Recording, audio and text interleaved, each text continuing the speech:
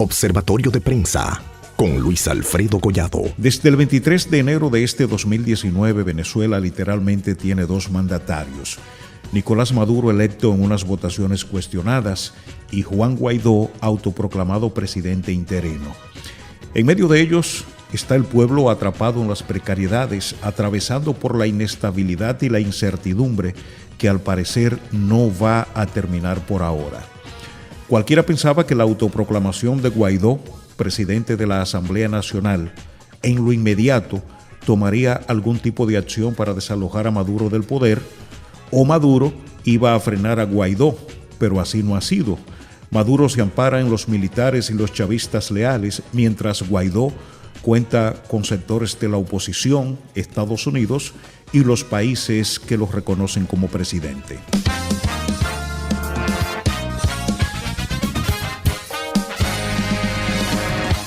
Según estimaciones de la Organización de las Naciones Unidas, ONU, más de 3.4 millones de venezolanos han abandonado su país y de ese total, un aproximado de 2,7 millones de migrantes se fueron a países latinoamericanos y del Caribe, la mayoría a la vecina Colombia, seguido de Perú, Chile, Ecuador, Argentina y Brasil.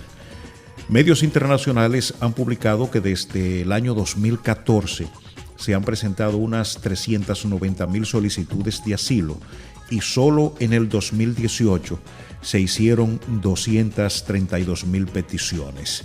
Los migrantes y refugiados venezolanos tienen como característica que los que poseen recursos económicos se van hacia los países desarrollados, mayormente a los Estados Unidos, mientras los pobres se van a Latinoamérica y el Caribe, sobre todo a la República Dominicana.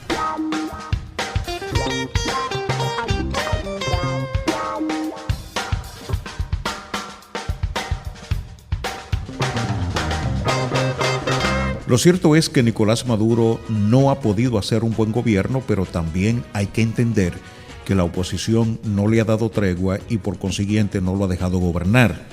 Otro asunto que obra en contra del régimen de Maduro es que tiene la opinión pública en su contra.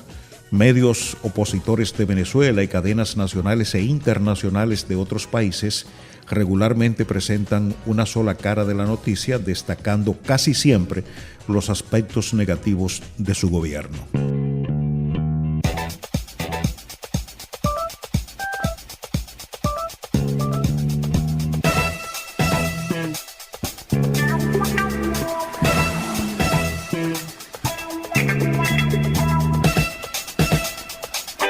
Venezuela es un país inmensamente rico, con vasto territorio, recursos naturales, capital humano y la reserva petrolera más grande del mundo, con una dilatada capacidad de hasta 100 años, según los expertos. Muchos analistas concluyen en que su punto débil ha sido no haber desarrollado su economía y la capacidad de producción fuera de las bondades de su oro negro, dependiendo mayormente de las divisas que genera la venta del petróleo. Tanto es así que la tasa de inflación interanual, calculada entre enero del 2018 y enero del 2019, se ubicó en casi 3 millones %. Esto conforme a datos ofrecidos por la Asamblea Nacional de mayoría opositora, que ha publicado además que Venezuela padece una hiperinflación donde los precios crecen un 3.5% cada día.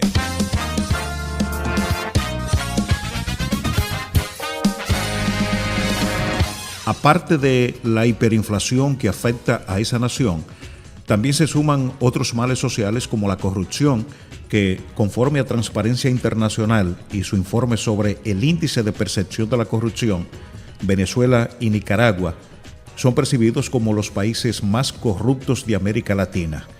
El año pasado ese país ocupó el primer lugar en la clasificación de los países más violentos de América Latina.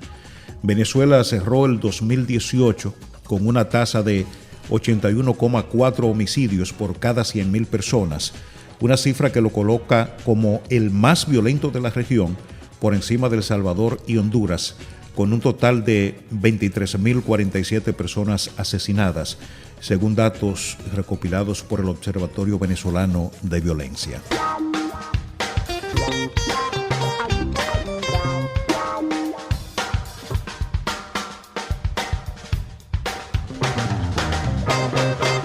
Venezuela, desde el mandato del fenecido presidente Hugo Chávez, viene pasando por una profunda división política a tal punto que los chavistas de ese entonces le empezaron a llamar escuálidos a los opositores y estos, a su vez, le decían boliburgueses a los empresarios y funcionarios afectos al régimen que habían hecho fortunas con el petróleo y la política. Ahora, la división ha traspasado las fronteras del país sudamericano y ha llegado a otras naciones que se alinearon con la Organización de los Estados Americanos, OEA, en una resolución aprobada el 10 de enero de este 2019, mediante la cual no se reconoce la legitimidad del gobierno del presidente Nicolás Maduro y llama a celebrar nuevas elecciones. Entre esos países está la República Dominicana y Haití, que Maduro en una ocasión tanto defendió, llegando incluso a decir que el que se metiera con Haití se metía con el pueblo venezolano, pues precisamente ese país le dio la espalda en la OEA.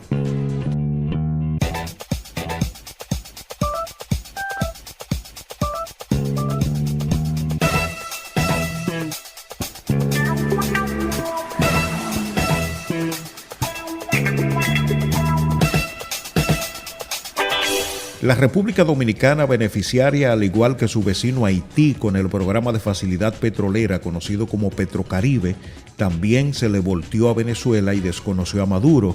La situación es tal en la República Dominicana que hoy día cuenta con técnicamente dos embajadores de Venezuela, Alí de Jesús Uzcategui del gobierno de Maduro y Eusebio Carlino Linares, quien al momento de esta publicación aún no había sido reconocido por el gobierno dominicano.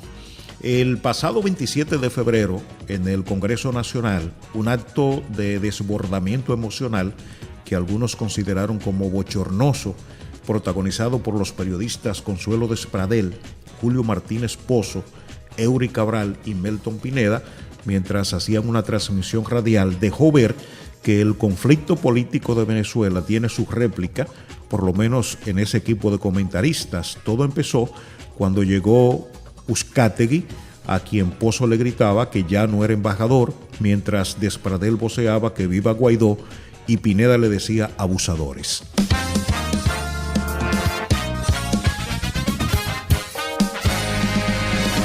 A todo el rosario de precariedades que sufre el pueblo de Venezuela se le agregó un apagón de casi una semana que empezó el 7 de marzo y duró más de 100 horas. De inmediato, la emergencia fue politizada, el gobierno dijo que era un sabotaje y la oposición que era ineficiencia debido al deterioro del sistema eléctrico.